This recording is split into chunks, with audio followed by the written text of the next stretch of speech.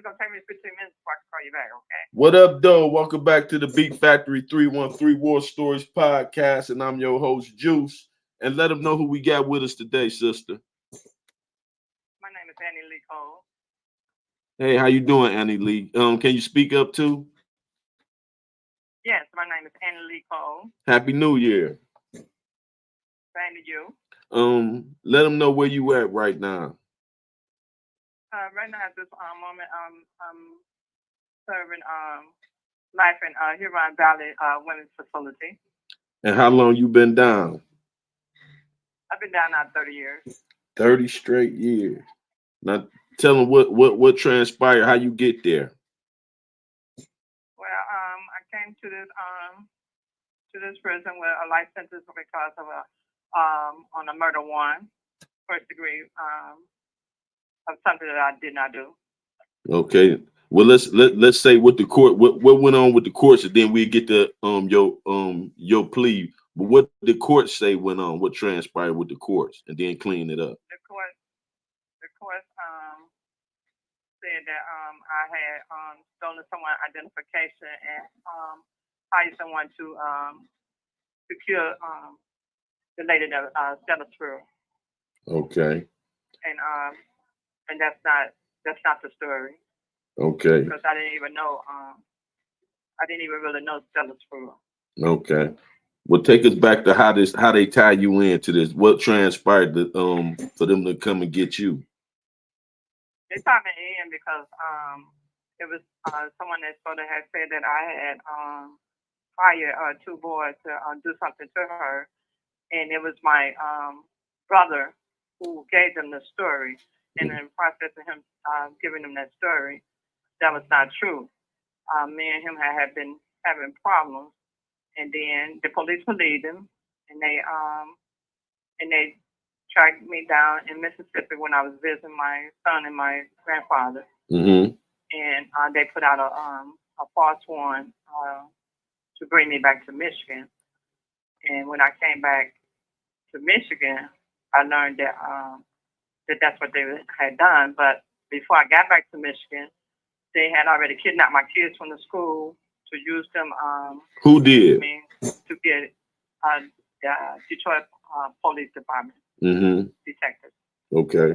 And at that time, they had their pictures and was showing me that if I didn't do what they say or sign the statement that they had made, that they would take my kids away and keep them, lose them in the system. Mm-hmm. So then what? So, go ahead. take from me. No, go ahead. So how the investigation went? So when I found out that they definitely had them is by looking at the picture, and then I made a phone call home, and my mother told me that you got to do whatever you got to do to get your kids back to us because we know that you didn't do it, but we don't even know where they at this moment. Mm-hmm. So I took every avenue I could, and then at that time they started threatening me and telling me voices and telling me what I better do. And when I asked for an attorney, they refused to give me an attorney and everything. So it took me about 4 or 5 hours in interrogation before I really paid attention that when she said that I was going to get my kid back, that kind of touched me because my kids is my life. That's right. And so, how did that interrogation go? Did they lead the story on? What do you remember these officers? Do you remember the officer that was interrogating? Yes. One was Monica Child, and the other one was Kenningham. And then they brought a free press news lady. Her name was Janice Wilson, and they asked her to leave out the room when they started pulling out my daughter's pictures. Speak up just a little bit. Speak up just a little bit. I said it was Monica Charles, my mistake, and Sergeant Henningham, and also Janice Wilson from the Free Press. When they came to the Arizona Mississippi jail where I was, they came to actually threaten me because when I came out, they was already ready for me, and they was already just talking and talking. And the things they were talking about, I didn't have no idea what they were talking about at that moment. So when they pulled out my kids' picture and say that I want you to initial this statement, and I want you to initial. You have 1 minute remaining. They were telling me different things to initial, and I said I would not. I want an attorney for the give me an attorney, and they said that they would make sure that my kids get lost in the system. And so, and I asked them how did they get my children, and they wouldn't tell me. So my mother told me how did they get them. They got them when they went to the school. They threatened my brother that they was going to charge him with a first-degree murder if he didn't go remove my kids from the school. So they took them to the school to remove them, and then they came where I was. And my kids were still here in Michigan, and they came all the way to Mississippi after they took the pictures. Okay, you got to call back because we want to know what transpired them to come and get you. What you know what I'm saying? Who put them on your trail? You feel me? My brother did. Okay. And so what made him do it? How did he know something about a murder? Because it was his girlfriend's son who had did the murder. So okay. All right. I don't know where we you were saying where we left off at, but your nephew. I do believe. Go ahead. Okay, say it again. I can't hardly hear you. It was about the officer asking you something. Okay, well, I do believe that we started where you said what led them to me. Right. And I said that okay. So yeah, it was just my spiteful vindictive brother who went beyond seeking revenge, and he wanted retribution by someone to place me in the center of this crime. Mm-hmm. And I kept on telling them that's not true. So so he went on to tell them his story, and they went on that story. And the story was that that I had killed the lady and for her identity, and that was not true. Mm-hmm. Now, yes, I did go to the funeral home, but when I went to the funeral home and to talk to the people, I never did tell the people what my name was at that time. Mm-hmm. And I went paid, but I acted like I was paying because me and my children at that time, life was being threatened. But before that even came up, when I was talking to the police, they asked me when we were standing on the scene after it had already went down 2 or 3 days. They asked me what was my name, and I told them my name was Betty Cole, and I was looking for my sister because I had got a phone call saying that something had happened to her. And that's how my name, Annie Cole, came into the picture because my co-defendant said my name to them. I didn't answer to that. And so they went on to say that I was claiming to be deceased to take someone else's identity. And that was not the picture because I didn't give them that kind of information. That was their story. Mm-hmm. And so the lady that was deceased, I haven't met her but one time, and that was through my brother. And they said that she was my best friend. She was not my best friend. They said I had been knowing her for over 3 years. That's not correct either. I came out of prison in 1992, and I met her one time in 1993. Mm-hmm. So that was my only time I was really knowing of her. And when I met her at that time, it was dealing with my brother because the only thing I do is checks and credit cards. And so he was trying to do some business with me with her. And she left, and he finished doing the business for her. And so I said, yeah, we can switch out the money for the credit cards, but I'm not doing anything else. I said, with me, and he was like, but is you going to do the business or not? And I say, I'm doing the checks and credit cards. I'm not doing anything else. Okay, so we went into arrangement and we did the credit card thing. So he called her and he asked her how much is we going to do. And so she gave him a price, and I said, okay, well, we doubling that because credit cards is a credit card and my cash is on something else. Okay, as time went on, When the lady, when something happened to the lady, it was dealing with my brother's girlfriend's son. So him and her, and my brother and another guy was involved with each other. So she did a bad deed with them, and in the process, she did a bad deed with them. He was more the younger one. Leander was more angry than any of them.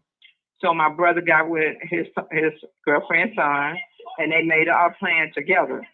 And when they made the plan together, they came back out and was telling the people that I was the one that I did it. That was my best friend, and I wanted her identity. But that was not the story. The story was um, I knew of her, only met her one time, and that was it. So as the time proceed on, when I went to Mississippi, well, at first I went in Canada to take my daughter's name to for Mother's Day. That was my gift. And when I came back, my other gift from my son was to come and see him in Mississippi. So to see my son and my grandfather because he was ill. And that's when the police called there for me. And I refused to talk to them at first. And then my granddaddy asked me to talk to them. I talked to them, and they were telling me about the murder. I said, that's not true. I didn't have anything to do with it. And yes, I was not even there. And when the crime went down, I still wasn't there. So I didn't know what to expect, except he said, well, we're going to issue a warrant. When they issued a warrant, um, I went to the police station with the police, and it was a fake warrant. And so when I got there, they kept on telling me they cannot hold me because it's not showing enough information. So they issued another fake warrant, and they helped me until they got there. And when they got there, that's when they had came in with the pictures of my two children that they had moved from the school and was threatening me and telling me that I better talk and tell what happened. And I told them I didn't know what had happened. Right. I say I had no idea what had happened. All I could and I want an attorney, and I'm not talking. And they refused to give me an attorney, and they just kept on going and kept on threatening me. And it was Monica Childs and Sergeant Hennihan and Janet Wilson, the news, Free Press News. And as time went on, I was transferred back to Michigan. They still had my kids in foster care. And when I started going to trial, my daughter was telling me that they wanted them to read the statement that supposed to be from me, and I never gave up a statement. And she said on the day that I was arrested, that's the day they gave them a statement that morning and told them to study it and to help your mother. Your mother is the only way you can help your mother. And they did what they asked of them, and they still didn't turn them loose. And one of my daughters said you have 1 minute that she had told them that it was remaining. Leanna is the one who called the police. Leanna is the one who made the statement, and my mother didn't say anything. She was just standing there looking, and that was the true state. Because the only thing I did do wrong at all this time is I gave up a wrong name. Okay. And as far as using a credit card, the credit card was used under permission. It was not stolen or none of that. So I don't know too much more to say except I've been wrongfully convicted and I did not commit this crime. Okay, I want you to call back and tell what happened in court with your rappies and them, how they put everything on you, and who was your other rappy. It was three people. Say it again. Who was your other rappy? The other person on the case. The other person? Yeah. Yes. Okay. All right. Okay. Okay, so I'll be waiting on your call. I appreciate you for sharing this, and we're gonna try to bring some attention to this for you. She'll be right back. That's Annie Cole. Her case go back on a murder for hire identity case. Y'all can look it up. It's very interesting. But she'll be back. So give us a minute. Hit that like, comment, and subscribe button. Get these views up for us. You know what I'm saying? You feel me? I'm Juice, and I'll be back. All right, let me bring y'all up to speed, and we gonna get her back here with her story. But this is Annie Lee Cole. Annie Lee Cole. Now, this what the court paper said. This what the appeals. She put it in appeals, and this what came out the appeals. Defendant and her co-defendants, Leander Foster and Stuart McCord, were tried before separate jurors in a single proceeding for the murder of Stella Sproul. If I'm saying that right, my condolences to the family, and forgive me if I'm not saying that name properly. Let me proceed. Defendant was convicted of first-degree premeditated murder, felony murder, and armed robbery. She was sentenced to life imprisonment for each conviction. Defendant appeals as of right. We affirm in part and we vacate in part. So they agree with some of the stuff she was right about and some wrong. See, that's why I say you can't just listen to one side. But this how they wrote it up in the courts. This is what I want her to tell y'all. Evidence at trial established that defendant, who was facing legal problems, decided to stage her own death and assume the identity of a non-existent sister, Betty Cole. Sproul was selected as the person to die in defendant's stead. Defendant hired co-defendants, Foster and McCord, to abduct and kill Sproul, promising them 5,000 of the proceeds of 2 life insurance policies she had recently obtained. She then arranged to meet Sproul at a store. The two youths arrived instead, took Sproul to an abandoned building, shot her, and removed some items from her purse. Defendant, as Betty Cole, reported Annie missing. Told police she had received some strange phone calls concerning her sister whereabouts. And when Sproul's body was discovered, identified her as Annie and made arrangements for her cremation. Defendant then traveled to Mississippi, where she was arrested after being spotted using a credit card issued to Sproul's name. On appeal, defendant first claimed she was prejudged by not having a separate trial. I'm gonna stop there. So that's what the court said. Now I'm gonna go down further because remember she said that ain't what happened. But I just had to read y'all what the court said. Now she was saying her brother set her up. Okay. Defendant next argues that reversal is warranted because the trial court failed to give the jury a stationary instruction regarding accomplishes testimony, excuse me. Okay. And part of the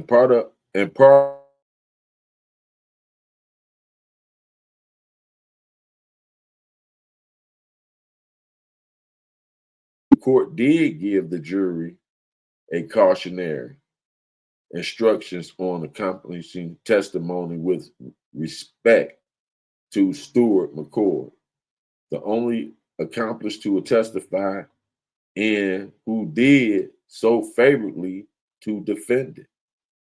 So he said that it sounded like what she said. He said she ain't had nothing to do with it. You know what I'm saying? But I want y'all to go check her case out. She got a gangster name, Annie Lee Cole. You feel me? You know, everything you read about a person ain't right. That's why you got to hear it from the horse's mouth. And I'm gonna get her to come back on here and finish it up because this is a good story. And I wanted to get it out here to you because we got interrupted and she wasn't able to call back yet. You know what I'm saying? But I'm gonna get this story back. We gonna finish this story up, but that's part one of this story. Hit that like, comment, and subscribe.